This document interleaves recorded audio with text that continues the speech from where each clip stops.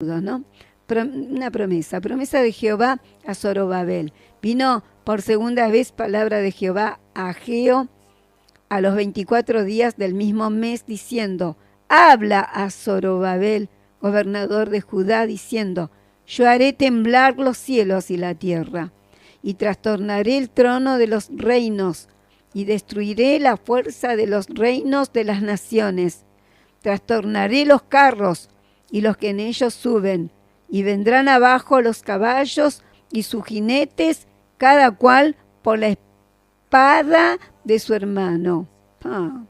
En aquel día, dice Jehová de los ejércitos, te tomaré, oh Zorobabel, hijo de Salatiel, siervo mío, dice Jehová, y te pondré como anillo de sellar, porque yo te escogí, dice Jehová de los ejércitos. Fuertísima la palabra. Cuántas promesas, ¿no? Cuántas bendiciones del Señor. Pero también está los infieles, que tendrán su pago. Y sí, tienen su paga. El Señor los vomita de su boca. Amén. Y no van a heredar el reino de Dios. Jamás. Bueno, ahora sí. Muy bien.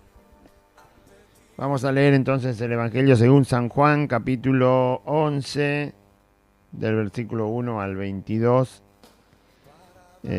Todo el capítulo 11 habla de la resurrección de Lázaro. Y el problema que enfureció más todavía a los judíos, ¿no? Por esta resurrección de Lázaro, que obviamente fue muy maravillosa la obra que hizo el Señor, porque hacía 4 días que ya estaba sepultado en una cueva, y a pesar de eso y de que su cuerpo ya estaba en descomposición, el Señor lo resucitó. Así que vamos a leer hasta el versículo 22, el capítulo 11, para luego seguir en los próximos programas hasta terminarlo. Y toda la historia tiene que ver con la resurrección de Lázaro. Dice así, San Juan 11, versículo 1 hasta el 22.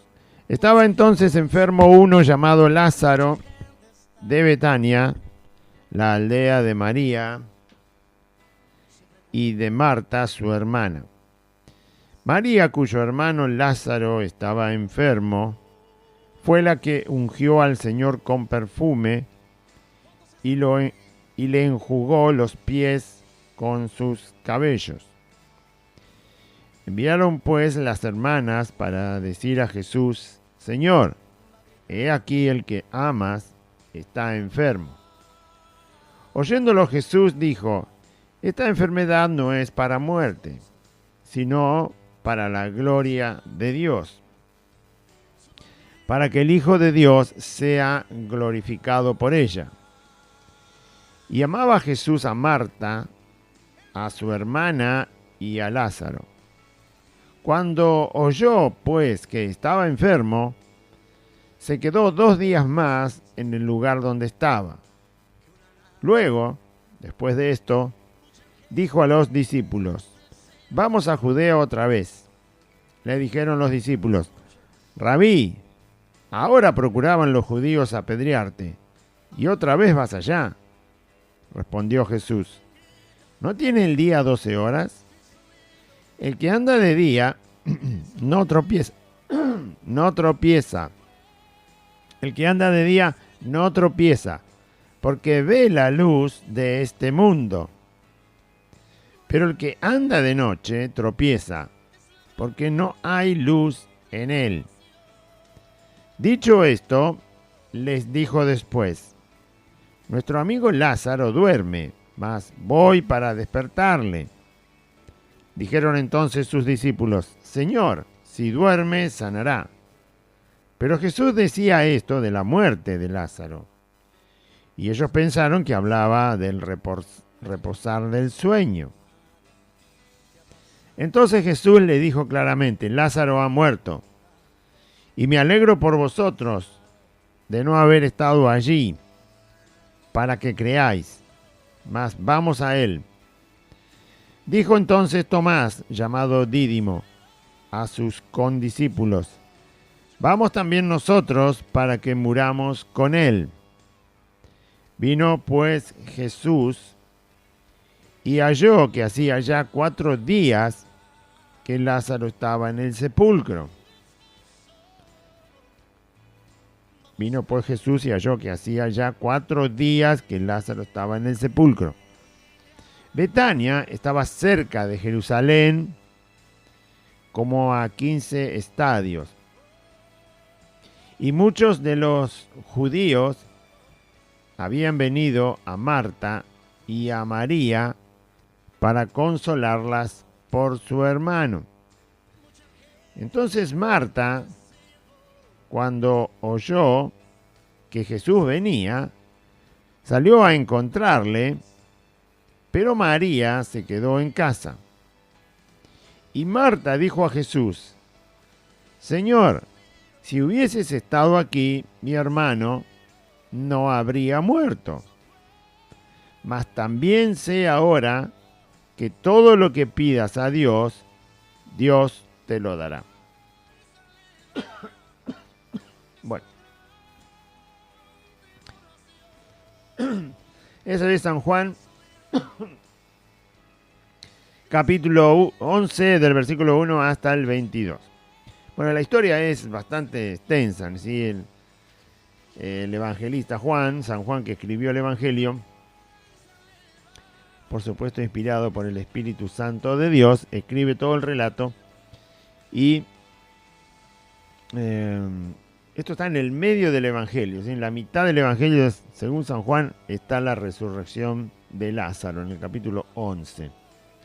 Tiene 57 versículos.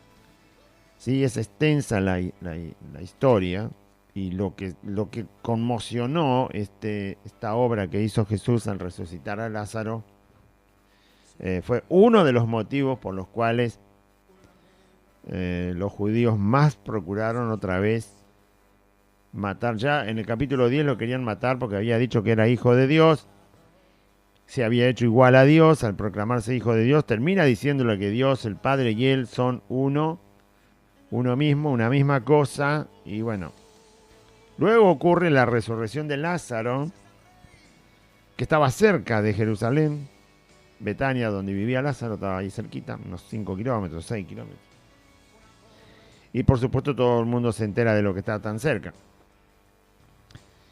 Así que esto provocó más furia todavía de parte de los judíos. El capítulo empieza así, de esta manera, dando la información de que Jesús era conocido de Lázaro, de María y de Marta. Eran 3 hermanos que vivían en esta ciudad, en Betania, en una misma casa. Siempre se los ve en la misma casa a los 3, a Marta, a María y a Lázaro. Una casa donde Jesús varias veces estuvo. Los evangelios relatan que varias veces Jesús se quedaba en esa casa. No siempre que estaba en Jerusalén iba a Betania, pero algunas veces cuando Jesús estaba en Jerusalén pasaba por la casa de Lázaro y allí se quedaba. Seguramente Lázaro recibió muy bien a Jesús cuando lo conoció por primera vez. En algún momento lo conoció, la Biblia no dice exactamente el momento en que lo conoce.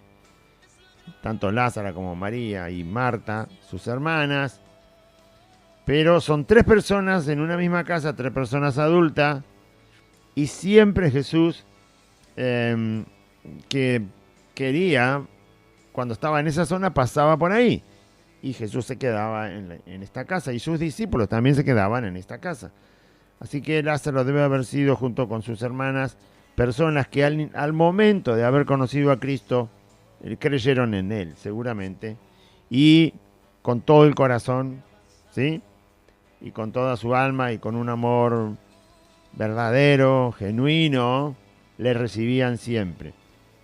Aparentemente no eran personas que buscaban algún favor de parte de Cristo. Nunca se ve eso en los relatos de Lázaro, de María ni de Marta. No eran personas interesadas como lo era Judas, por ejemplo, en el poder de Cristo, o en la fama de Cristo, o en lo que podía Cristo dar. El fondo. Sí, un poco. Ahí. Entonces, bueno, en fin, es una familia que el mismo Evangelio dice Jesús amaba a Lázaro, a María y a Marta. Y usted dirá, pero ¿y qué? ¿Los amaban más que a los demás? No, Jesús siempre usó el mismo amor. Jesús habla que Él ama a sus discípulos así como el Padre lo ama a Él. Así como el Padre me ha amado, también yo os he amado, amados los unos a los otros. ¿Sí? Es el mismo amor, no tiene una disminución, no tiene una acepción, no hay una diferencia de amor. Y la Biblia dice que nosotros le podemos amar a Él, el mismo Juan lo escribe en la carta más adelante, porque uno dice, ¿cómo? Este le amaba y Jesús amaba a este y a otro no lo amaba. La Biblia dice que nosotros podemos amarle a Él porque Él nos ama primero. Si Él no nos ama primero, nosotros no le podemos amar a Él. Entonces el amor de Dios está a disposición de todos. Aquel que ama la voluntad de Dios, aquel que ama la palabra de Dios, aquel que ama a Dios, obviamente recibe ese amor y porque lo recibe lo puede dar. Pero el amor de Dios es igual para todos. El pecador que quiere venir, Dios lo recibe con amor. El pecador que quiere venir, que Dios le está amando, como amaba a Lázaro, como amaba a María, como amaba a Marta, puede venir y recibir el amor de Dios y cuando lo recibe, lo puede también entregar. Es decir, puede darle otra vez ese amor a Dios. Si no, no se puede, porque si no es un amor humano, es un amor interesado, egoísta, y eso no es amor. Ahora, ¿por qué Jesús amaba a Lázaro, a María y a Marta? Porque justamente quizá por lo que le compartí al principio. Seguramente cuando Lázaro y sus hermanas conocieron a Cristo, lo aceptaron desde el primer momento. Creyeron en Él al momento de conocerlo. Si creyeron en Él al momento de conocerlo, el amor de Dios se trasladó a estos corazones. Nosotros le amamos a Él porque Él nos amó primero. Así que el amor de Dios se trasladó al momento que creyeron en Cristo y desde ese momento empezaron a usar ese amor que Dios trasladó a estas vidas por haber creído en Cristo y lo volvieron a entregar a Cristo. ¿Sí? ¿Entiende lo que le estoy diciendo? Su hijo no va a poder andar en una bicicleta si usted no le regala una bicicleta. Porque su hijo con 7 años no va a comprar una bicicleta. Entonces, como Dios nos amó primero, usted primero le da la bicicleta a su hijo y entonces su hijo le va a mostrar que anda en bicicleta. Entonces, Dios nos amó primero Él a nosotros. Si nosotros le creemos a Cristo, recibimos ese amor se queda dentro de nosotros y al tenerlo, podemos nosotros amar a Dios. Por eso la Biblia dice, y amaba a Jesús. ¿Y qué? ¿Eran diferentes? ¿Qué? ¿Tenían perfume francés? ¿Por qué lo amaba? ¿Porque le hacían un asado de aquello? No, la Biblia no dice eso. Le amaba a Jesús a Lázaro, a María y a Marta, porque cuando lo conocieron, ellos creyeron en Él. Y cuando uno cree en Jesucristo, el amor de Dios viene a la vida de esa persona. Y entonces esa persona que creyó en Jesucristo y el amor de Dios ha sido derramado en él, entonces puede usar ese amor hacia Dios. Porque si no parece que Jesús hace acepción de personas. Claro, este lo amaba y al otro no. Lo amó hasta a Judas amó Jesús. Él amó a sus discípulos hasta el final. Hasta al propio traidor lo amó. Pero como Judas no quiso creer en Cristo, el amor que Cristo le estaba dando no pudo estar en el corazón de Judas y finalmente Judas no amó a Cristo, lo traicionó. porque no creyó. Pero Lázaro, María y Marta creyeron en Cristo. Seguramente la primera vez que anduvo Jesús por Jerusalén predicando, le creyeron. Y así permanecieron hasta el final. Muy bien. Estaba entonces enfermo uno llamado Lázaro, de Betania, la ciudad donde vivían, muy cerquita de Jerusalén. La aldea, bueno, una aldea se la nombra acá. No era una ciudad, no era suficientemente grande como para ser ciudad, era una aldea. Me corrijo entonces. Estaba enfermo uno llamado Lázaro de Betania, la aldea de María y de Marta, su hermana. María, cuyo hermano Lázaro estaba enfermo, fue la que ungió al Señor con perfume y le enjugó los pies con sus cabellos.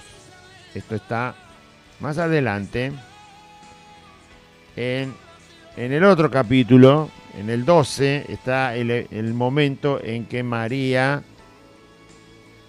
unge al Señor con perfume, ¿sí? Y seca los pies del Señor, donde le derramó el perfume con sus cabellos. Eso está en el otro capítulo, por eso está acá aclarado. Esta María, que después aparece ungiendo al Señor. María, cuyo hermano Lázaro estaba enfermo, fue la que ungió al Señor con perfume y le enjugó los pies con sus cabellos. Verso 3. Se está definiendo la familia, ¿no? Lázaro enfermo, Marta y María, la hermana, que más adelante unge al Señor. Enviaron pues las hermanas, ya que su hermano estaba enfermo, ellas tenían que encargarse del cuidado de su hermano. Y por lo tanto, enviaron a un mensajero, a alguien que fuera a buscar a Jesús, porque no estaba lejos. Enviaron pues las hermanas para decir a Jesús: Señor, ellas no podían ir porque tenían que cuidar a su hermano, estaba convaleciente, se murió a los 2 días. Así que estaba muy enfermo. Por lo tanto, ellas se quedan en su casa, pero envían a alguien a buscar a Jesús. Algún amigo de la familia, algún medio pariente, alguien que podía ayudarles. Y este mensajero va a buscar a Cristo, porque Cristo se había retirado. ¿Se acuerdan que habíamos dicho en el capítulo anterior que Jesús, como los judíos estaban enfurecidos y lo querían matar, él salió de Jerusalén y cruzó al otro lado del Jordán? ¿Sí? Se alejó de Jerusalén. Jerusalén está cerca del Jordán, pero de un lado del Jordán. Y Jesús salió de Jerusalén y se fue al otro lado del río Jordán, a donde Juan el Bautista había estado bautizando antes. Y ahí se quedó. No era lejos. Pero no estaba en Betania. Así que estaba así, más o menos en dirección, pero ya había pasado a Betania. Jesús sale de Jerusalén, pasa a Betania, y más allá de Betania está el Jordán, y pasa del otro lado del Jordán. Así que no está accesible rápidamente como para que lo vayan a buscar a 2 o 3 cuadras Jesús. Había que hacer unos kilómetros. Y por eso mandan un mensajero. Enviaron pues las hermanas para decir a Jesús: Señor, he aquí, porque si estaba a 50 kilómetros, bueno, ya sabían que no hacían a tiempo, porque su hermano se iba a morir. Pero como no estaba tan lejos, lo mandaron a buscar, le avisaron. Sabían que Jesús amaba a Lázaro, así que dijeron: con que le avisemos, seguramente Jesús va a venir. Estaban buscando la sanidad de su hermano porque se estaba muriendo. ¿Hicieron lo correcto? Sí, hicieron lo correcto. Mandaron a buscar a Jesús, que estaba no muy lejos. Enviaron pues, pero a pesar de que nosotros hagamos lo correcto, Dios hace lo que Él decide. Ese es el problema, ¿no? Aunque nosotros hagamos lo correcto, delante del Señor, el que decide siempre es el Señor. yo no puedo pretender que por hacer lo correcto delante del Señor, como uno de sus hijos, no puedo yo decidir la forma en que Dios va a proceder más adelante. ¿Sí? Hay que aprender eso, ¿no? Bueno, entonces, Señor, hago tu voluntad y mira lo que pasa. ¿Y eso qué tiene que ver? ¿Qué tiene que ver que haga su voluntad y no pasa lo que a mí me parece que tendría que pasar? ¿Por qué tiene que pasar lo que a mí me parece que tiene que pasar? Si finalmente es la voluntad de Dios la que tiene que ocurrir. El problema es que no la estoy conociendo todavía, la voluntad de Dios. Pero pretendo conocerla haciendo lo que el Señor me manda hacer. Sí, siempre tenemos que hacer lo que el Señor nos manda hacer. Pero eso no nos califica a nosotros, no nos da autoridad para pensar que la voluntad del Señor sobre mi vida, después de que yo haya cumplido lo que el Señor me manda, se tenga que cumplir de determinada manera. Este es un caso. Bien. Para aprender nada más, ¿no? Si quiere aprender algo, si yo quiero aprender, para eso está la Escritura, para contarme la historia que ocurrió de verdad, pero me cuenta cómo ocurrió, me cuenta qué hace Cristo, qué le dicen a Cristo, qué hacen las personas, qué le dicen las personas a Cristo, qué decide hacer el Señor, para qué decide hacer las cosas de una o de otra manera. No tiene por qué pasarle a todo el mundo lo mismo, pero como Dios es el mismo y nosotros seguimos siendo siempre los mismos humanos, fallidos, pecadores, si dos cosas siguen siendo igual, en el tiempo Jesús es el mismo siempre y los pecadores siguen siendo pecadores hasta que el Señor no resucite en santidad para llevarlos al cielo, ¿no? Entonces, los resultados, o sea, lo que ocurra tiene que ver siempre con lo mismo. Si Jesús no cambia y yo sigo siendo un pecador, a pesar de que soy salvo por la gracia de Dios, no por mí, si Jesús sigue siendo siempre el mismo y yo sigo siendo siempre un pecador rescatado por la gracia de Dios, en la Biblia aparece eso todo el tiempo. Dios que no cambia y los hombres pecadores. Los hombres pecadores que no quieren creer en Cristo y los hombres pecadores que sí creen en Cristo. Entonces, toda la historia de la Biblia tiene que ver con dos cosas que siempre permanecen igual. Y siempre está el mismo problema, o mejor dicho, los mismos personajes presentados. Dios inmutable, no cambia, es siempre el mismo. Y personas pecadoras que llegan al conocimiento del Hijo de Dios, creen y son salvas, y caminan con Cristo. Esas son las que nos importan más, porque ahí estamos nosotros caminando con Cristo. Entonces, el encuentro es siempre entre las mismas, son las mismas, o los mismos personajes, por decirlo de alguna manera. Por lo tanto, aunque la circunstancia no es la misma, no tiene por qué morírsele a todo el mundo un hermano, ¿sí? Para que pase la misma cosa, pero las personas reaccionan generalmente de una manera muy similar, ¿sí? Es lo mismo que un gato. ¿Cómo reacciona un gato? No digo el gato que se cría con el perro en la casa, porque se conocen de pequeñito, eso no. Un perro y un gato que no se conocen. ¿Cómo reacciona un perro o mejor dicho, un gato frente a un perro que no se conocen? No son muy amigos, ¿no? Ahora, si usted se va a cualquier gato que se encuentre con cualquier perro, siempre van a tener una reacción similar. Porque la naturaleza, los dos que se están encontrando, siempre tienen la misma naturaleza. No importa la raza del perro, tampoco importa la raza del gato. El uno tiene una naturaleza no amistosa con el otro. ¿Sí o no? Lo mismo las lauchas con los gatos. Pues las ratas le huyen al gato. No importa qué clase de rata, hay un montón de clases, no importa qué clase de laucha o roedores de otro tipo. Siempre que ande un gato por ahí, la reacción es la misma. Porque la naturaleza de ellos, de esos dos animalitos, no cambia. pasarán 1000 años. La humanidad tiene más o menos 10.000 años y ya había gatos y ya había lauchas y siempre reaccionaron igual, siempre. Siguen reaccionando igual. Entonces, en la Biblia, ¿qué tenemos? El Señor que no cambia. Y los hombres, ya sea que son pecadores que creyeron en Cristo o no, no cambian. El pecador que ha creído en Jesucristo tiene esa naturaleza, todavía la tiene. Dios está transformándola. Pero todas las historias que tenemos en la Biblia son de ese tipo de personas. O pecadores que nunca creyeron en Cristo, o pecadores que creyeron en Cristo. Entonces, por eso esas historias sirven para enseñarnos. Porque los sucesos ocurren con dos personajes, o por así decirlo, con Dios, no le quiero llamar personaje a Dios, con Dios que no cambia y con los hombres que son exactamente iguales en todo tiempo.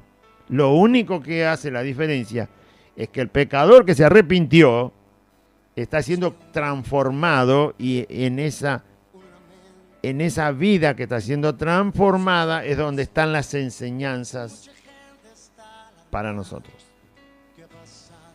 Porque estas cosas se escribieron, dice, para que vosotros creáis que Jesucristo es el Hijo de Dios y creyendo seáis salvos.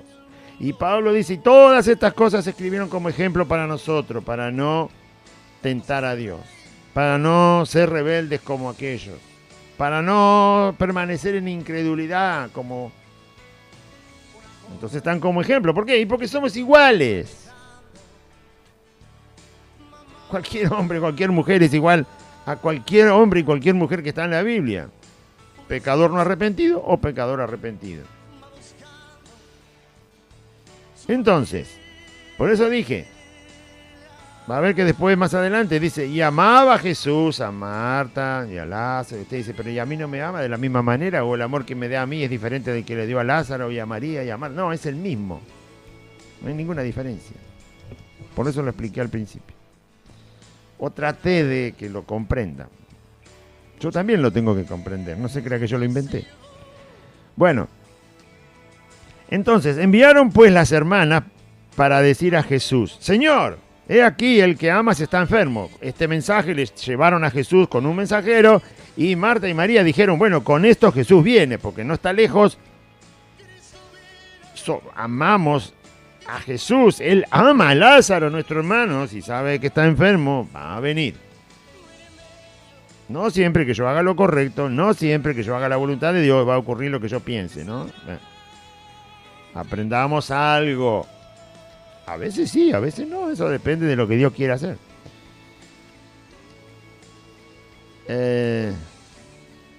Oyéndolo Jesús, cuando le llegó el mensaje, dijo,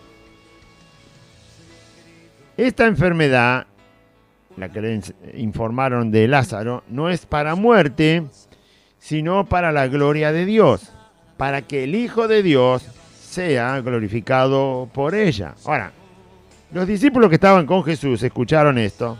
El mensajero habrá escuchado esto.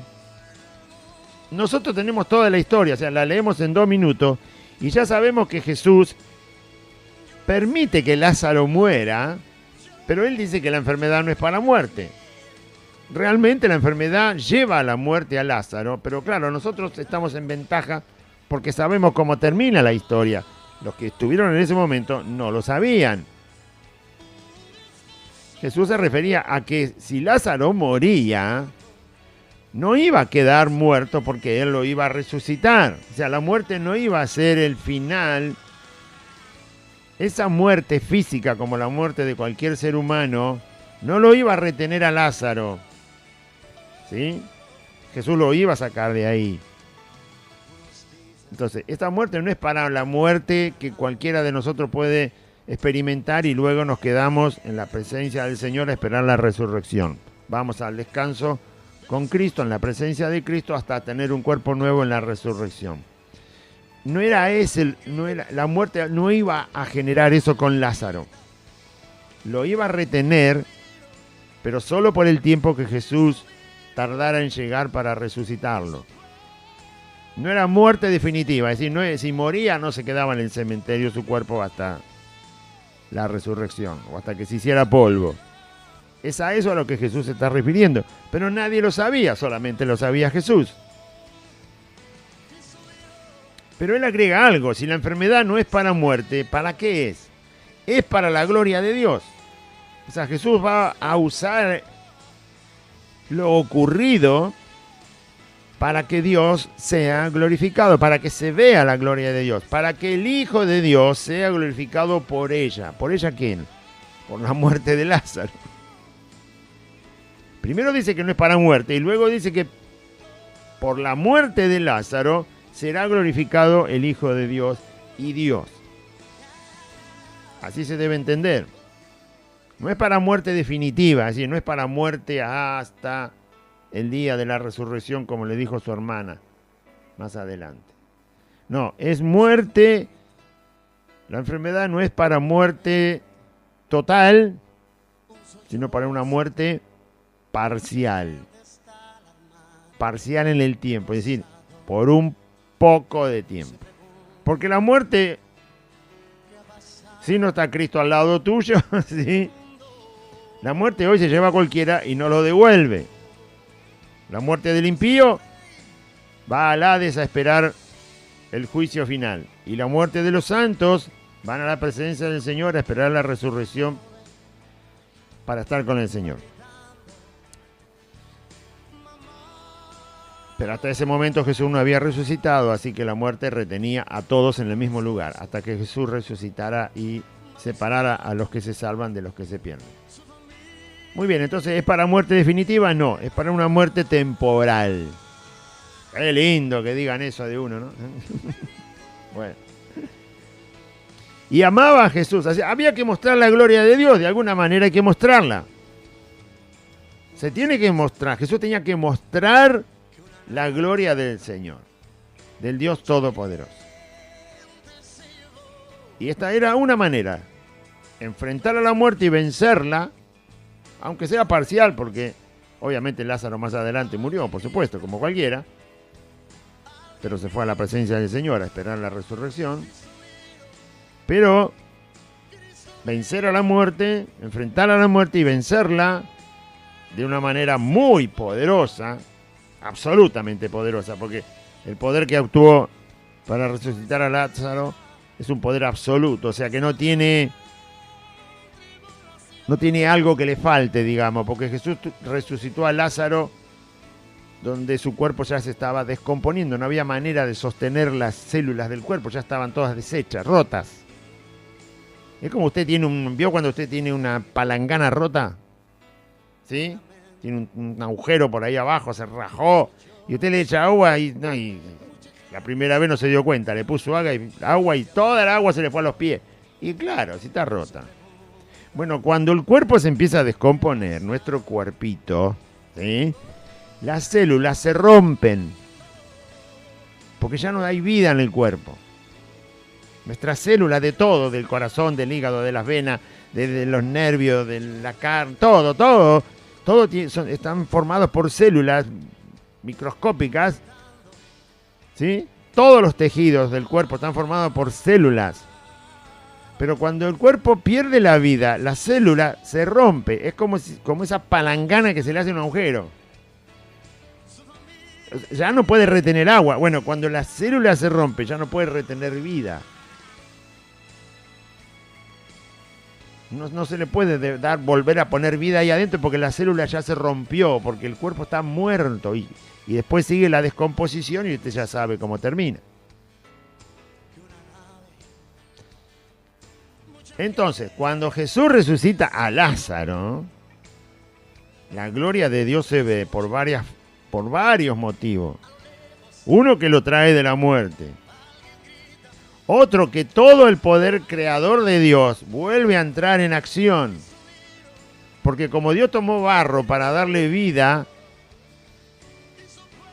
en la resurrección de Lázaro, donde el cuerpo ya estaba en descomposición y ninguna célula podía volver a retener vida, Dios tiene que crear otra vez las células de Lázaro.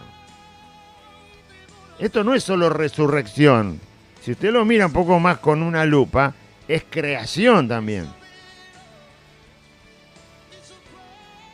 Lo mismo que los panes y los peces. ¿De dónde salió el pan? No me va a decir que 5 panes se multiplican en 10.000. Así porque sí. Porque tanta levadura tiene que se multiplican en 10.000. No. ¿Dónde los cocinaron? Si con 5 panes se hicieron 10.000 panes, ahí hay creación. Creó de la nada. ¿De dónde salen 10.000 pescados? Si había 2 peces nada más. 2 pescados había. ¿Qué? ¿Se multiplicaron tan rápido? ¿Qué? ¿Tuvieron familia? ¿Sin agua de mar? ¿Sin agua de río? Bueno, eran de mar. No, ahí hay creación. Cuando Jesús multiplica los panes y los peces, hay creación. La misma creación del Génesis. O sea, se está viendo un poder de Dios que no se ve todos los días. Se está viendo una parte del poder de Dios actuando que no se ve todos los días. Por eso Dios iba a ser glorificado. No solo tiene que crear otra vez células para el cuerpo de Lázaro, sino que tienen que ser las mismas células. Porque Lázaro tiene que volver con la misma cara, con el mismo pensamiento, con la misma memoria de su persona, de sus hermanas, de su casa, con la misma voz tiene que volver, con el mismo colorcito de ojos, con el mismo color de cabello, con la misma forma de la orejita, con la misma forma de los dedos, tiene que tener la misma forma de caminar, tiene que volver el mismo Lázaro. No una copia de Lázaro, no, el mismo tiene que volver. El primer Lázaro Dios lo hizo adentro del vientre de la madre. Ahora, el segundo Lázaro lo tiene que hacer Dios con su propia mano. Cuando uno mira la resurrección de Lázaro, ve la gloria de Dios, porque Dios tuvo que actuar en esta resurrección de tal manera que su poder absoluto se vio desplegado como se despliega un abanico para volver a Lázaro a la vida. No es lo mismo resucitar, por ejemplo, la hija de Jairo, que había fallecido, hace apenas 1 hora, 2 horas que había fallecido. Su cuerpo todavía estaría casi tibio. No caliente, pero no frío del todo, quizá. Quizás sí, quizás no sabemos, pero hacían poco. Igual el cuerpo ya no puede retener vida porque no la tiene, porque se le fue. Pero en ese caso era suficiente con volver a traer el alma de la niña y el cuerpo estaba dispuesto. O sea, el milagro, el poder que hay que usar, lo que tiene que hacer Dios con su poder es menor todavía. Lo tiene que hacer igual, tiene que volver a hacer que las células retengan la vida de esa niña y la niña se incorpore con su propio cuerpo que tenía. Pero no estaba en tanta descomposición. Por eso Jesús dice, esto es para la gloria de Dios. Ahora van a ver un poco más de Dios. Y van a ver un poco más del Hijo de Dios. ¿Qué hubiera pasado si el cuerpo hacía 30 días que estaba ahí? ¿Qué hubiera pasado? La gloria de Dios que se veía iba a ser más. ¿Entienden? Moisés murió y sin embargo Jesús estuvo con él hace poquito. Hace poquito, en parte de su ministerio. Y hacía ya cientos de años que había fallecido. Y sin embargo lo trae de vuelta. Dios le vuelve a incorporar en un cuerpo, el mismo cuerpo de Moisés, el mismo aspecto, la misma cara, la misma voz y todo. Pero claro, como Moisés fue un momento y fue una visión, y Jesús dijo, no cuenten nada de lo que vieron hasta que yo resucite, entonces pasó y quedó por ahí el milagro. Bien, además vino del cielo.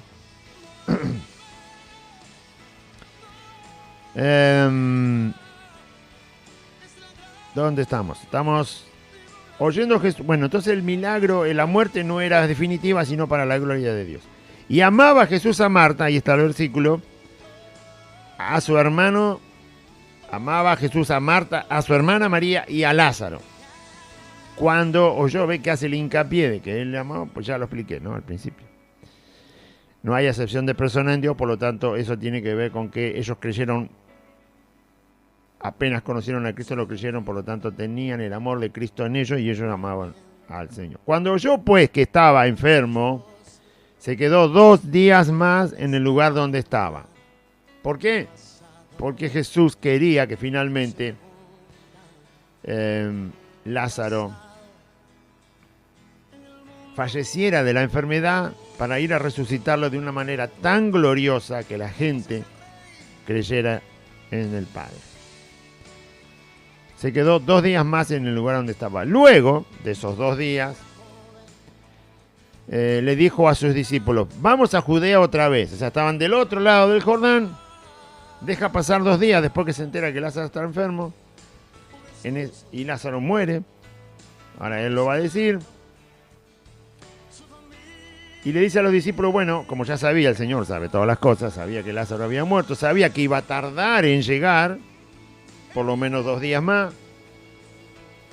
Iban a culminar los 4 días que iba a estar sepultado. Entonces Jesús le dice a los discípulos, bueno, vamos ahora sí, vamos para allá.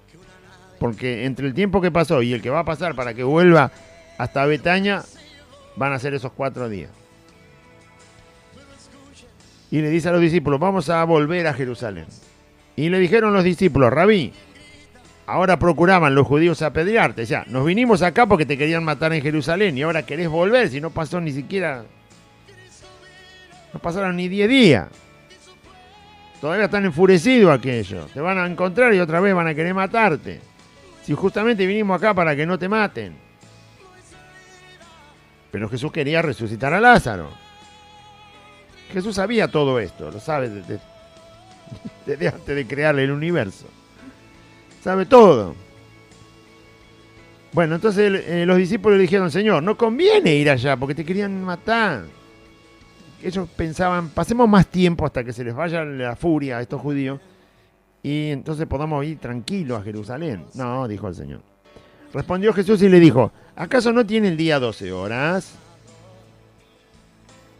El que anda de día no tropieza porque ve la luz de este mundo, pero el que anda de noche tropieza porque no hay luz en él.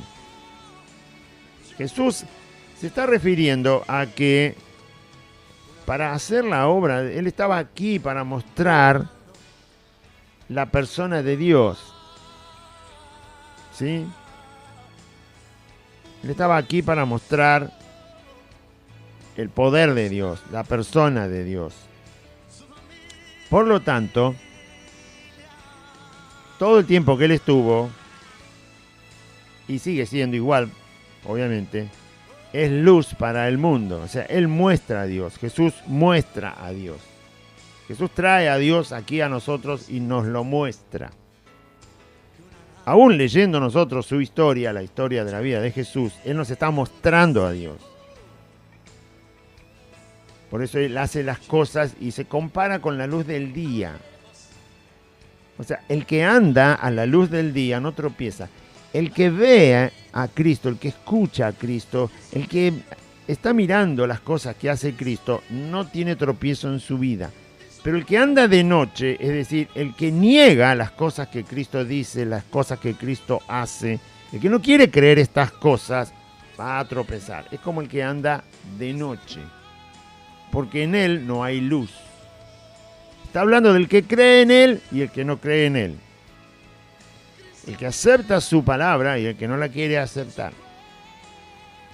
Jesús está empujando a los discípulos a un pasito más para creer en Él. Les está diciendo, vengan conmigo, vamos a Jerusalén, no se preocupen de los judíos que me quieren matar. Vamos a Jerusalén porque ustedes son los que creen en mí. Y como creen en mí, no van a tener tropiezo. Ahora van a creer más, porque van a ver más obras de mi Padre. Y esto les va a ayudar a no tropezar. No se olvide que los discípulos, cuando más adelante ya Jesús obviamente estaba en el cielo, y empiezan a predicar el Evangelio, los discípulos, los apóstoles de Cristo, los 12, Judas no porque se mató, pero fue reemplazado por Matías, los apóstoles de Cristo tuvieron que morir por causa de Cristo. Así que esto que iban a ver cuando Jesús resucitara a un muerto de 4 días en descomposición, les iba a servir para no tropezar al momento de tener que entregar su vida por Cristo. Vengan y anden en la luz. Vengan conmigo, les dice Jesús, y anden en la luz para que no tropiecen. Ustedes un día van a tener que enfrentar la muerte por mí, por mi causa. Y van a entender que yo tengo poder sobre la muerte. Vengan a verlo. Siga a Jesús y no va a tener tropiezo cuando tenga que enfrentar las terribles cosas que van a seguir pasando en este mundo. Mire cuántos tropezaron ahora, cuántos cristianuchos, cristianator, ¿qué nombre le quiere poner? Cristiano al revés. ¿No? Que tiene miedo, un cristiano que tiene miedo. Vaya historia, Dios mío. Un cristiano que cree que Jesús no tiene poder. Bueno, ¿ve cuántos tropezaron porque no andan en la luz? No andar en la luz significa no creerle a Cristo, no creerle a Dios. Dicen que le creen, sí, pero no le creen. Porque tropiezan, entonces uno se da cuenta que si tropieza, que si se detiene, ¿qué pasa cuando usted se tropieza? Usted va caminando, tropieza, ¡pum!, al suelo. Se interrumpió el caminar. Ya no camina. El que no tropieza no interrumpe su caminar. Se detiene, usted tropieza, se detiene. El tropiezo justamente lo hace detenerse. Cristiano no tiene que tropezar. No tiene que detenerse en su fe, no tiene que detenerse en creer lo que ya cree del Señor. Un virus detiene a los cristianos. Dios mío, este es un título para un diario allá en el cielo, para que se enteren Los Ángeles. ¿Qué pasó en la tierra? No, un virus detiene a los cristianos. Primera página del diario, Los Ángeles mirando el diario. ¿Qué pasó? Dejaron de creer en el Señor. Bueno. Parece ridículo, usted se está contando un chiste. No, estoy contando la ridiculez que está pasando delante de los ojos de los que son verdaderos cristianos. Porque los que son del mundo ni se dan cuenta. Y los que son falsos cristianos están engañados. Y los únicos que se dan cuenta de la ridiculez que está pasando, que un virus detiene a los cristianos, son los verdaderos cristianos. Esos son los únicos que se dan cuenta. Bien. Dicho esto, ustedes tómenlo como quieran. Si le parece ridículo lo que cuento, más ridículo es lo que pasa. Porque yo cuento 2 minutos y después me voy. Pero lo que pasa sigue pasando. Además yo porque yo lo cuente no es que se generó el ridículo ya estaba. Yo simplemente lo estoy diciendo, nada más. Ridículo es que los cristianos se detengan por un virus, eso es ridículo. Si los cristianos no se detienen ni delante de la muerte. Y si no, lea a los amigos de Daniel, léalo a Moisés, lea a Abraham. Abraham no tenía que matar a su hijo. ¿Y eso qué? ¿Muerte o nacimiento? ¿Qué tiene que ir a estudiar una facultad de teología para entender eso? ¿Abraham iba a matar a Isaac o estaba naciendo Isaac? No, lo iba a matar, ¿no? ¿Y se detuvo Abraham ante la muerte? ¿Ante la muerte de su hijo? No. Lo iba a matar y Dios le dijo, no lo mates. Pero él lo iba a matar, porque Dios le dijo que lo matara y lo prendiera a fuego. Pero más adelante el libro de Hebreos dice que Abraham, en ese momento, antes que Dios le dijera que no lo mate, él creía que aún matándolo, quemándolo y quedando ceniza, Dios se lo iba a devolver. Eso es lo que había en el corazón de Abraham. Y por esa fe que tenía de que Dios se lo devolvía de la ceniza, es que Dios le dijo, no lo mates. Y fue justificado Abraham por la fe. Bueno, entonces el Señor le dice a los discípulos, vengan conmigo, anden en la luz, conozcan a Dios y ahora lo van a conocer más todavía, para que no tropiecen en su vida, porque les va a tocar momentos difíciles. Enfrentar la muerte por causa del Evangelio. Dicho esto, les dijo después, nuestro amigo Lázaro duerme, mas voy para despertarle. Dijeron entonces sus discípulos, Señor, si duerme, sanará. Jesús está hablando de que murió, pero le dice la palabra duerme y ellos no la interpretan, ¿no? Jesús los va llevando paso a paso, ¿no? Van a enfrentar la muerte de alguien de 4 días y Jesús los está preparando. Si le está diciendo que duerme, les está preparando para la fe. Es que Dios habla así, no lo podemos cambiar. Él tiene esa manera de ser. Dios te prepara para tener fe. Duerme. Después le tiene que decir que finalmente que murió, pero duerme. Yo lo voy a resucitar. Se van a encontrar con la muerte, pero el Señor como que utiliza una palabra para que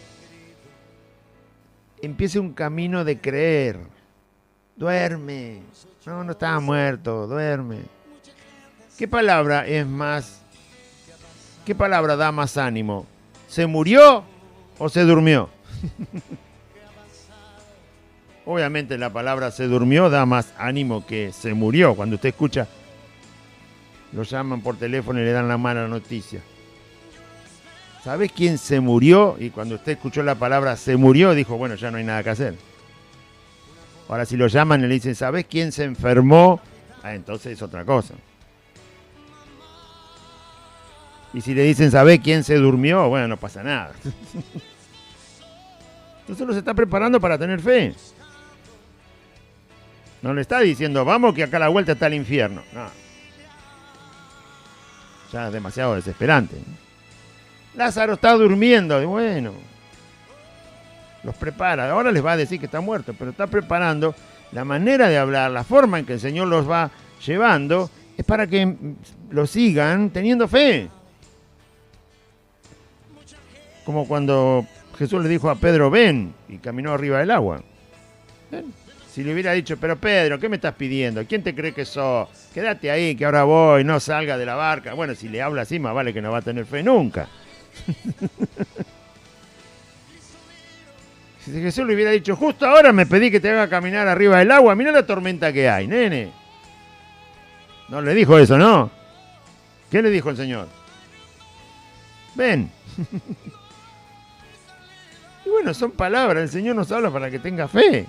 ¿Cómo te va a hablar para que no tengas fe? El Señor te habla para que tengas fe. No para arruinarte la fe. El que viene a arruinarte la fe es el diablo, Satanás, los demonios, toda la sarta de espíritus malignos, el mundo, los incrédulos, los ateos, los falsos cristianos, falsos predicadores. Todos esos te arruinan la fe. No, Dios te habla para que tengas fe. Está durmiendo. Vamos a despertarlo. Y ellos dijeron, si está durmiendo se va a sanar, porque ya el dolor no lo siente, entonces por eso se durmió, como cualquier enfermo. Pero Jesús le decía esto de la muerte de Lázaro. Y ellos pensaron que hablaba del reposar del sueño. Y Jesús le dijo, no me entendieron nada, yo los estoy animando, yo los estoy preparando, yo les hablo para que tengan fe, querido, porque ahora te voy a decir una cosa, ¿sabes qué? Lázaro se murió.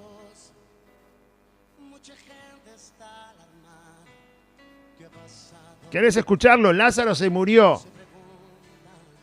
Se los dijo el Señor. No, Lázaro ha muerto. Lázaro ha muerto.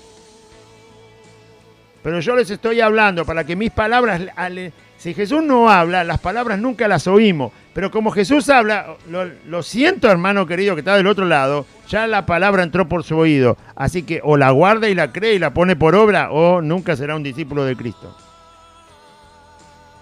Ya les dije que duerme. Esa palabra ya quedó en tu oído, querido. ¿Qué vas a hacer con esa palabra? ¿Tiene poder el Señor para traerlo? ¿Como quien despierta a un hombre que está durmiendo? Porque ya te lo dije, dice el Señor. Ya te dije que duerme. Para mí duerme. Para vos está muerto. Aprendé. Aprendé, hijo de Dios, dice el Señor. Aprendé cómo habla Dios. Aprendé cómo Dios dice las cosas. Aprendé porque Dios habla. Duerme. No, está muerto, sí, pero duerme. Entonces los discípulos le quedó igual no aprendieron nada hasta que no lo vieron resucitado, pero bueno, yo tengo que saber qué es lo que está Jesús haciendo y diciendo, porque Él es el Señor y los discípulos ya están en el cielo esperando la resurrección en la presencia de Cristo y nosotros estamos acá. Y el Jesús que habló ahí es el Jesús que está con nosotros, no ha cambiado y está presente. Así que cuando Dios te habla porque quiere generar la fe, afirmar la fe, crecer tu fe, fortalecer tu fe, perfeccionar tu fe. Esas palabras son para fe. Lázaro estaba muerto, le dijo. Pero escucharon que le dije que dormía. Bueno, pongan las dos cosas juntas, dichas por mi boca, dice el Señor, y van a crecer en fe. Y entonces, y me alegro, dice, por vosotros, no por Lázaro. No, Lázaro está muerto. Dice, y me alegro por ustedes, por vosotros me alegro, de no haber estado allí, para que creáis. Más vamos a ver. ¿Por qué se alegra Jesús de no haber estado donde Lázaro estaba antes de morirse? ¿Por qué se alegra de que sus discípulos y él no estuvieran allá donde está Lázaro antes de morir? Porque si Jesús hubiera estado con sus discípulos antes de que Lázaro muriera, simplemente Jesús lo hubiera sanado y sus discípulos hubieran visto simplemente una sanidad como tantas que veían todos los días. Si Jesús llegaba con sus discípulos antes que muriera, lo sanaba, lo tomaba de la mano y lo sanaba, como sanó la suegra de Pedro. Y punto. No importa qué enfermedad tenía, no sabemos qué tenía. Pero si Jesús y los discípulos llegaban antes que muriera, simplemente lo sanaba. ¿Qué era lo que iban a ver los discípulos? Una sanidad. Y además, sabiendo que Jesús amaba a Lázaro, a Marta y a María, van a decir, bueno, pero esta es sanidad, pero así de taquito, como dicen los argentinos. Apenas Jesús ponga un pie en el umbral de la casa de Lázaro, ya está sano de la enfermedad, ya está prendiendo el fuego para el asado. ¿Sí? Era una cosa, no les iba a generar nada a los discípulos, porque estaban todos los días viendo sanidades, de todo tipo. Pero no todos los días vieron a un muerto de 4 días, que el cuerpo ya está en descomposición, volver a la vida. Eso no lo habían visto todavía. Vieron resurrecciones de 1 hora, de 2 horas, o de varias horas. Nunca habían visto una resurrección de un muerto de 4 días cuyo cuerpo ya está en descomposición. No lo habían visto nunca. Ahora lo iban a ver. Por eso dijo Jesús, yo me alegro de que ustedes no estuvieran ahí y simplemente vieran una sanidad que yo pudiera haber hecho. Quiero que vean otra cosa, un poquito más, un poquito más. ¿Qué quiere el Señor? Que vea algo más asombroso todavía. Que usted y yo veamos por la fe algo mucho más. No lo que ya hemos visto y hemos visto muchas veces. No, quiere que veamos más el Señor. Quiere que la fe que nos ha dado nos haga ver mucho más la gloria de Dios. Que la palpemos más todavía. No tiene por qué morirse nadie, no estoy hablando de eso. Pero en ese momento fue el momento oportuno.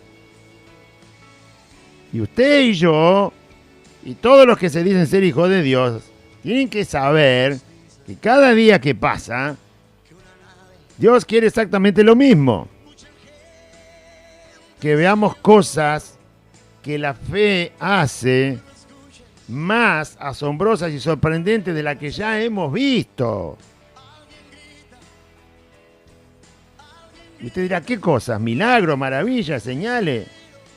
Lo que Dios decida, no sé, pero tiene que crecer la fe.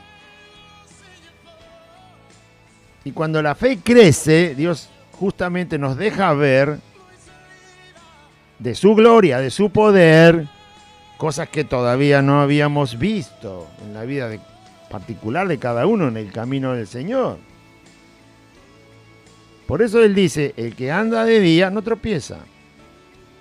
Anda por la fe en Cristo, por la fe en Dios, y entonces no vas a tropezar. Tu vida cristiana va a avanzar viendo lo que la fe es capaz de hacer.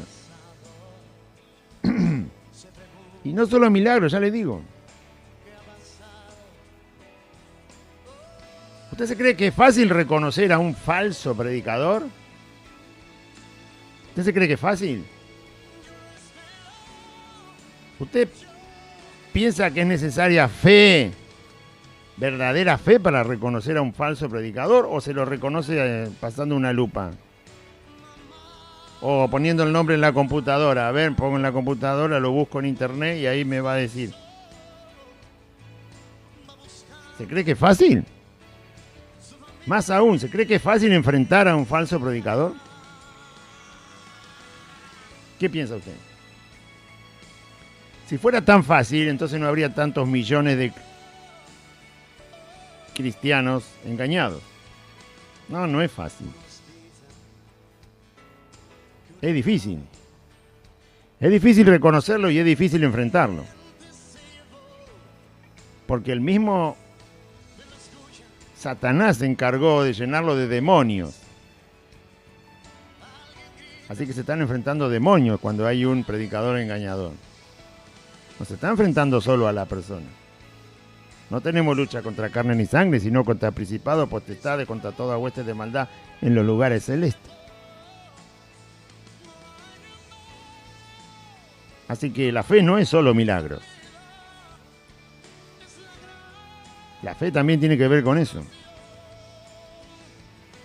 ¿No está el escudo de la fe? Ahí donde Pablo dice, porque no tenemos lucha contra carne ni sangre, sino contra principados, potestades, toda hueste de maldad en los lugares celestes. Por lo tanto, tomad toda la armadura de Dios con que podáis resistir, ¿no?, los dardos de fuego. Y ahí empieza, ¿no? Y ahí en una parte dice, y tomad el escudo de la fe. Claro que es necesaria la fe para reconocer a un falso predicador, un falso profeta que se la pasa profetizando, bla, bla, bla, bla, bla, ¿no? Bla, bla, bla. ¿Tiene esa fe? Para eso, por lo menos. ¿Tiene la fe para diferenciar una buena obra que Dios preparó desde la eternidad para sus hijos de una obra mala o de una obra buena disimulada? ¿Tiene la fe para eso? Ah. Bueno, si tiene la fe para eso, úsela. Usted me dirá, sí la tengo, ¿cómo que no? Bueno, úsela, porque para eso se la dio Dios. No se trata fe solo para resucitar un muerto de 4 días acá. Se trata de fe para llevar el Evangelio de Cristo. Ir por todo el mundo y predicar el Evangelio. Al que cree, bautícenlo y enséñenle lo que mandó Jesús. No cualquier cosa, enséñenle lo que mandé yo.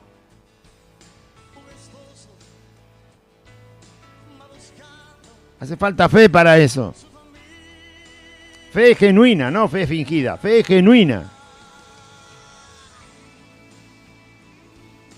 Así que el Señor dice, me alegro de que no hayan visto una simple sanidad. Ahora van a ver una resurrección de 4 días. De un muerto de 4 días, de un muerto que ya no tiene cuerpo. Pues digo eso para que se entienda.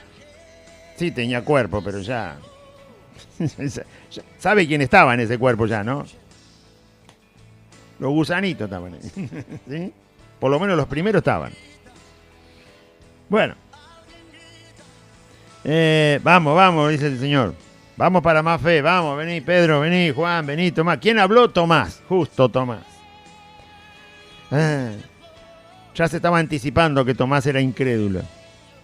Dijo entonces Tomás, llamado Dídimo, a sus condiscípulos, le dijo a los otros discípulos que estaban con él, Jesús dice, primero que lo quieren matar, ahora dice que Lázaro ya se murió, ¿para qué quiere ir allá? Hasta que lleguemos van a ser 4, 5, 6 días, qué sé yo, si no agarra la lluvia, ¿para qué quiere ir? Incrédulo. Cuando Dios dice que mueva un pie, mueva un pie. Cuando Dios le dice que mueva la boca y hable, hable. Cuando Dios le diga que haga algo, hágalo, porque Dios está ahí. No sea como Tomás. Entonces dijo, ¿para qué vamos a ir? Vamos a ir a morir con Él. Ya, una ruina lo que Jesús está pensando. No me diga. No hay imposible para Dios. No hay imposible para Dios. Todo es posible para Dios. ¿No? Todo es posible para Dios. Yo no sé por qué los cristianos se asustan de lo que el mundo le pasa, del virus, de enfermarse, de morirse, de contagiarse. Si todo es posible para Dios, ¿cuál es el problema? Y el problema es que me enferme y me muere. Y bueno, y justamente sigo preguntando, ¿cuál es el problema si se enferma y se muere?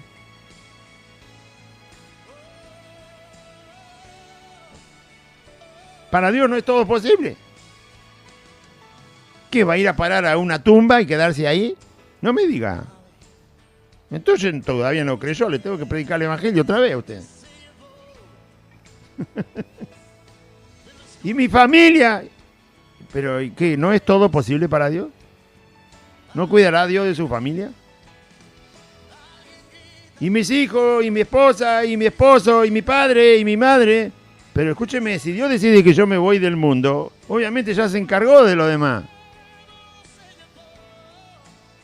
Se encargó y se va a encargar. Porque todo es posible para Dios. ¿Cuál es el problema? Entonces así no predica nadie. Si todos son problemas que Dios no puede solucionar, entonces no prediquemos más. Porque el pecado es un problema, le aviso. Y Dios vino a vencer el pecado, ya lo venció Cristo. Por eso dijo que vayamos a predicar. Vayan a predicar porque se van a encontrar con un montón de pecadores viviendo en pecado, amando el pecado, haciendo del pecado un Dios. Vayan porque yo vencí el pecado, vencí al mundo, vencí a Satanás, vencí a los demonios, vencí a la muerte, vencí a la enfermedad. Vayan y prediquen. Y hagan discípulos, pero enséñenle lo que yo mandé. Hagan eso.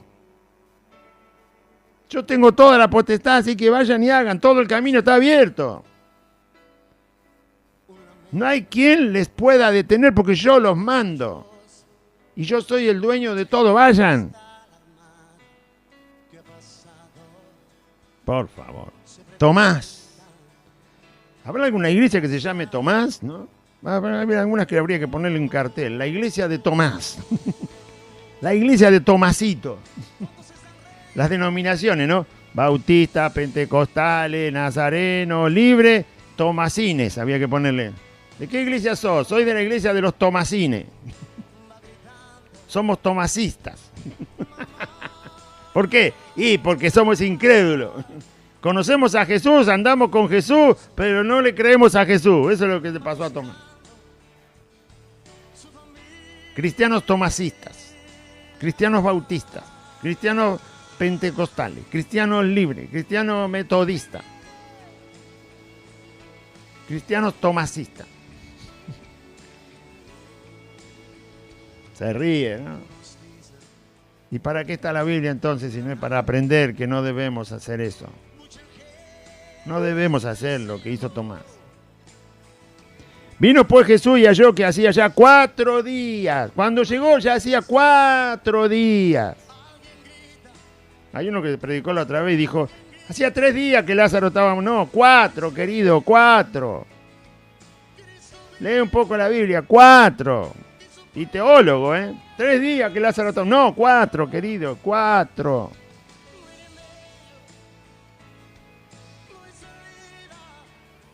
No es lo mismo. 4 días que Lázaro estaba en el sepulcro. Hacía 4 días que lo habían puesto ahí en la cueva y pusieron una piedra. Desde ese momento que pusieron la piedra y el cuerpo, 4 días pasaron y apareció Jesús. 1 día en la tumba, 2 días en la tumba, 3 días en la tumba, 4 días en la tumba. Y recién ahí llega Jesús. No se olvide que muere de enfermedad, no es que se cayó y se golpeó la cabeza. El cuerpo ya estaba mal, infectado, vaya a saber con qué, seguramente, bueno, infectado, alguna infección tenía, de algo se murió. Así que su cuerpo ya estaba muy deteriorado con la enfermedad, y enfermedad que mata. Y después de muerto, 4 días ahí adentro. Betania estaba cerca de Jerusalén, como a 15 estadios. Y muchos de los judíos, dice esto porque muchos, 5 o 6 kilómetros, muchos judíos habían venido de Jerusalén a Betania, porque como era cerca, se enteraron, la conocían la familia, son pueblos que están uno al lado del otro, como Merlo de Padua, ¿sí? Paso del Rey, algo así, un poco más, menos. Así que se enteraron, por supuesto no había la cantidad de gente que hay ahora en 5 o 6 kilómetros de ciudad, era una aldea Betania, así que la gente sí o sí dependía de la ciudad grande que era Jerusalén. Todo el tiempo iban y venían. Así que la gente de Jerusalén se conocía con la de Betania y la de Betania se conocía con la de Jerusalén. Estos judíos conocían la familia, sabían que se habían muerto ya hacía 4 días. Así que habían ido a pasar el luto con Marta y María, muchos judíos. Muchos judíos sabían. ¿Por qué dice esto? Porque después esos judíos van a ver la resurrección. Van a estar presentes en la resurrección. Y muchos judíos habían venido a Marta y a María para consolarlas por su hermano, porque los duelos eran largos. ¿Sí? Bueno, hoy en día cada uno hace el duelo que quiere. Si quiere estar de duelo 1 semana, 15 días, 1 mes, eso nunca tuvo un número fijo. Pero los duelos de por sí son de muchos días. Ya habían pasado 4 días, no eran tantos días para un duelo. Así que habían ido muchos judíos a consolar a Marta y a María. Y entonces Marta, cuando oyó que Jesús venía, alguien se apuró a avisarle de que Jesús estaba llegando a Betania. Todavía no había llegado, pero alguien se enteró por tanta gente que andaba por ahí, obviamente. Así que alguien le avisó a Marta, viene Jesús con sus lindos discípulos, ¿no? Que no creían nada. Entonces Marta, cuando oyó que Jesús venía, salió a encontrarle. Salió de su casa y fue a ver a Jesús, a encontrarlo en el camino. La desesperación, el luto que tiene encima, el llanto, el dolor. Por supuesto, Jesús sería un consuelo para ella, aunque ella no pensaba que podía resucitar su hermano ya estaba todo perdido. Igual va a encontrar a Cristo en el camino, ¿no? Entonces Marta, cuando oyó que Jesús venía, salió a encontrarle, pero María se quedó en casa. Y Marta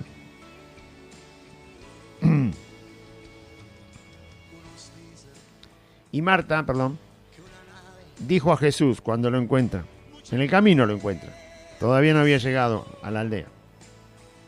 Y Marta dijo a Jesús, Señor, si hubieses estado aquí, mi hermano no habría muerto. Esta expresión de Marta deja ver, por supuesto, cualquiera hubiera pensado casi lo mismo. Nosotros tenemos la ventaja de que estamos en esta época y tenemos toda la Biblia escrita. Pero lo que Marta pensó es que el poder de Dios o el poder de Cristo parece no llegar a todo punto. Y bueno, la mente humana es así. Aún no le digo la de los ateos porque no creen en Dios, los incrédulos tampoco. Y los religiosos tampoco. Y los falsos cristianos tampoco. Pero la mente humana parece, como es limitada, parece limitar también en su análisis que el poder de Dios llega hasta cierto punto. Y en realidad no. No tiene límite el poder de Dios. Y nunca tenemos que pensar que tiene límite. Porque eso estropea nuestra fe, arruina nuestra fe. Bueno, ella pensó así, por lógica, por la tristeza, porque 4 días era una imposibilidad absoluta para ella. Pero también hay otro problema, es que la fe ella tampoco tenía la fe suficiente para avanzar más. Si hubieras estado aquí, mi hermano no habría muerto. O sea, la fe de ella alcanzaba solo para que Jesús estuviera mientras estaba vivo. Jesús dijo que la fe puede mover una montaña y trasladarla nada menos que al mar y plantarla ahí. Si nosotros no creemos que la fe puesta en Cristo es así, entonces muy poco vamos a poder extraer de ella, muy poco vamos a poder crecer en la fe. Porque si yo mismo le estoy poniendo un límite a la fe, ¿cuánto piensa usted crecer en la fe?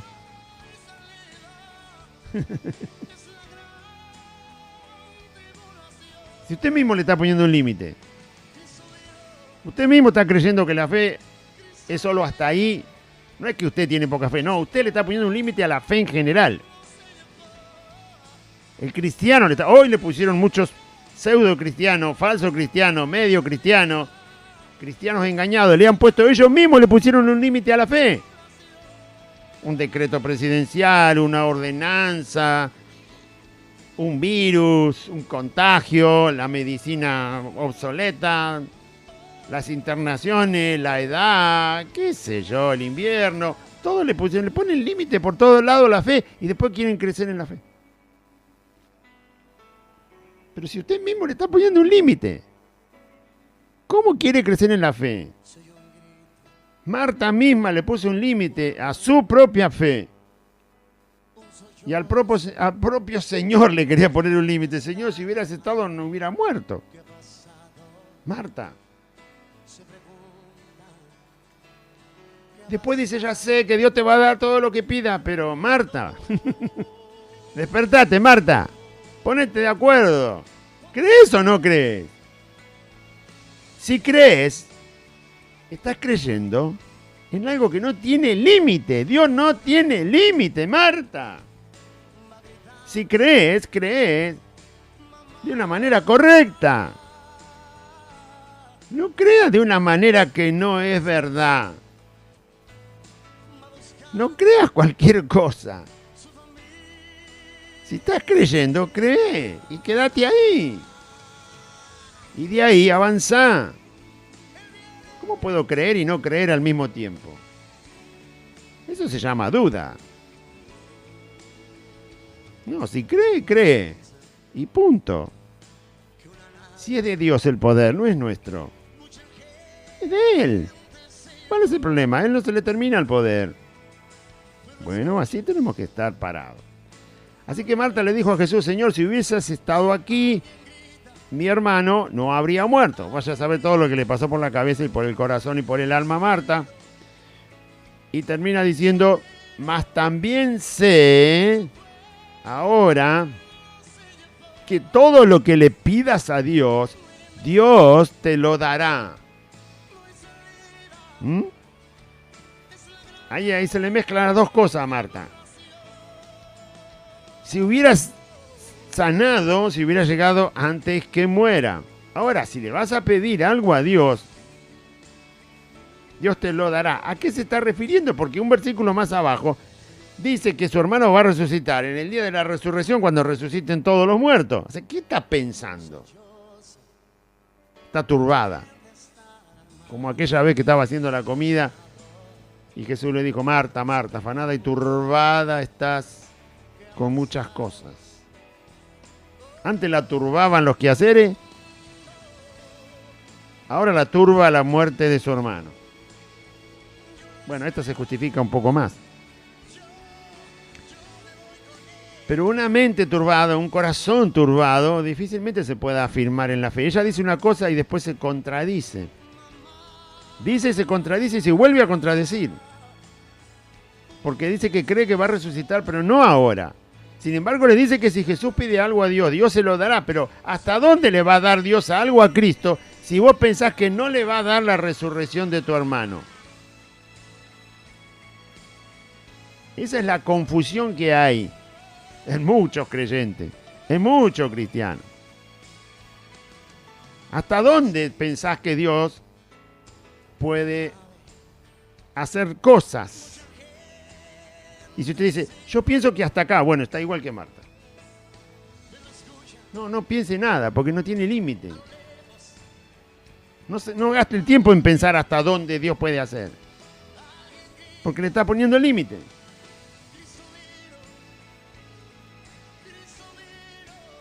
Mire, esto, le voy a dar un ejemplo del mundo, del mundo.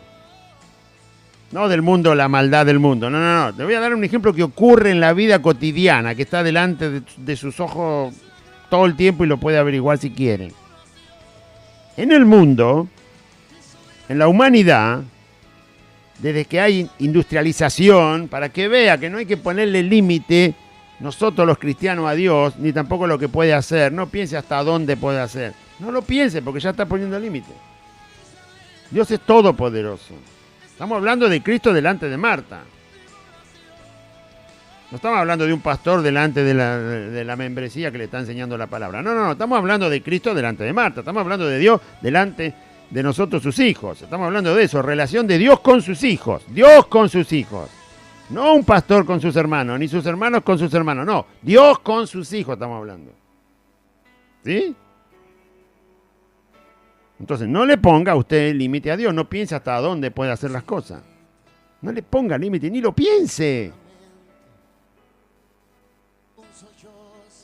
Y el ejemplo es este. En el mundo secular, los hombres, desde que hay industrialización y empezaron a edificar edificios, rascacielos como se le llama, ¿no? 50 pisos. Y a uno dijo, ¿por qué no hacemos 80? Bueno, hacemos 80 pisos. Y pasó el tiempo y uno dijo, ¿por qué no hacemos 90? Y hicieron 90 pisos. Y pasó el tiempo y uno dijo, ¿por qué no hacemos 110 pisos? Y hicieron 110 pisos de altura. ¿Sabe que la gente en el mundo, los países, se compiten en la altura de los edificios? Ya ni siquiera sé dónde está el más alto, porque a cada rato están queriendo hacer más alto que el otro que lo hizo la última vez. Ya no sé si van por 130 pisos. Y ya están los planos hechos por ingenieros, no sé en qué país, porque cuál va a ser el que se va, creo que en China está el más alto ahora. Antes estaba en otro lugar, estaba creo que en Arabia. Bueno, antes estaba en Estados Unidos, después en Arabia, después en China. Y ahí están, se están compitiendo. ¿Cuánto hicieron aquello? 130. Nosotros vamos a hacer 140. Y ya están los planos, ya están. Falta que empiecen a edificar nada más. Por supuesto lleva tiempo. Pero en 5 años más o menos, 6 años vamos a tener la noticia, el edificio más alto del mundo ahora es... Y ahí le van a decir. Ninguno le pone límite. Es una cosa natural, es una cosa de construcción. Pero ellos no le quieren poner límites. Es que si aquellos hicieron 140, vamos a hacer 150. Y nosotros vamos a hacer para los 200 pisos. ¿Quién va a vivir en la nube? No importa, vamos a hacer 200 pisos. Quieren llegar, creo que hasta 200 pisos son 600 metros de altura. Que deben andar por ahí ahora, andaban en los 500 y monedas. Quieren llegar a los 1000 metros de altura. Que son 300 pisos. 300 pisos. Así que tómese el ascensor y vea pasar los numeritos. 1, 2, 3, 100, 200, 250, 260, 265, 60, 70. Y ahí va a ser ¡pling! Llegó al piso 300. Y se abre el ascensor, usted se baja y ve las nubes nomás, porque no, otra cosa no va a ver ahí arriba. Va a estar en medio de la tormenta, a esa altura ya debe haber nubes con lluvia, ¿no? Bueno, ellos no le ponen límite. Y son seculares. Entonces, ¿por qué nosotros, que sabemos que Dios es todopoderoso, le ponemos límite?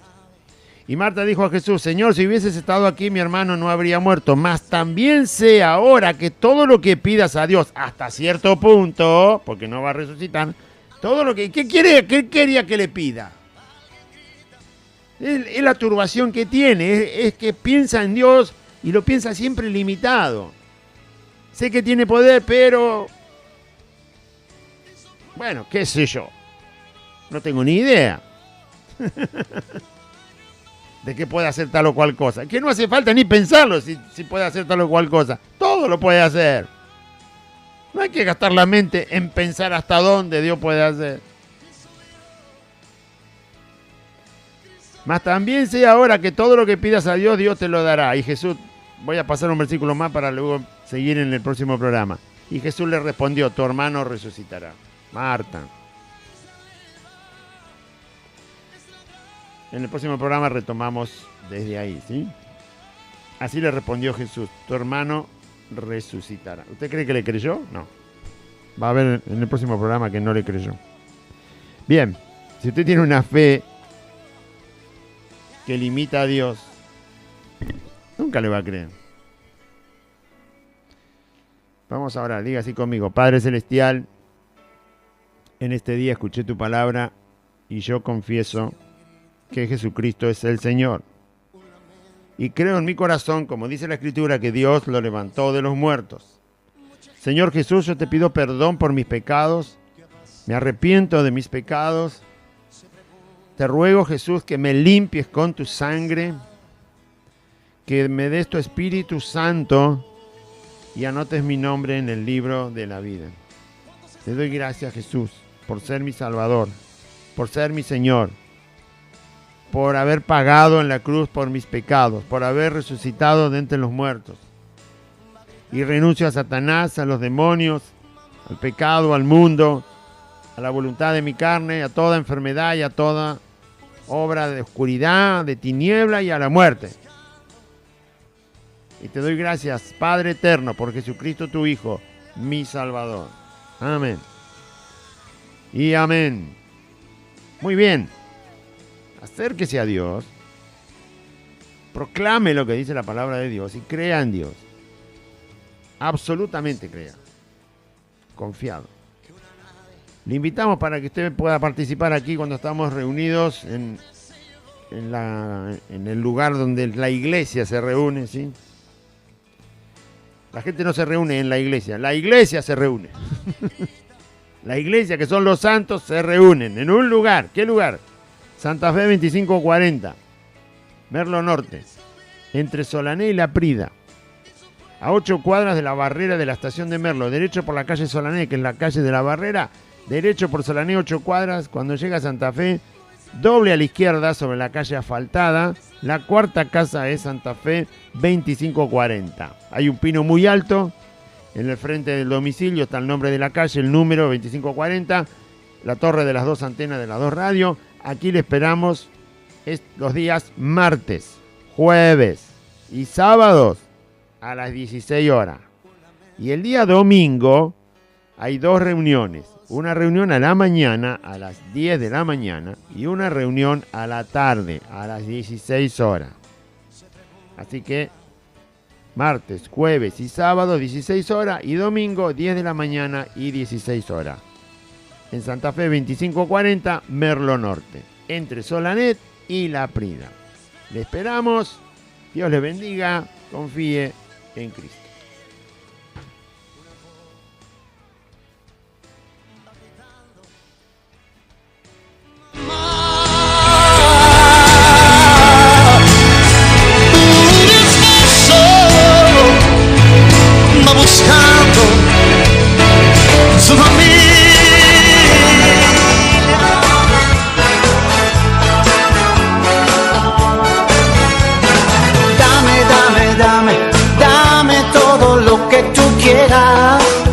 Hasta aquí compartimos Buenas Nuevas, un programa evangelístico, dinámico, reflexivo, pensado en usted y hecho con amor. Buenas Nuevas, creado y conducido por Aide y Claudio.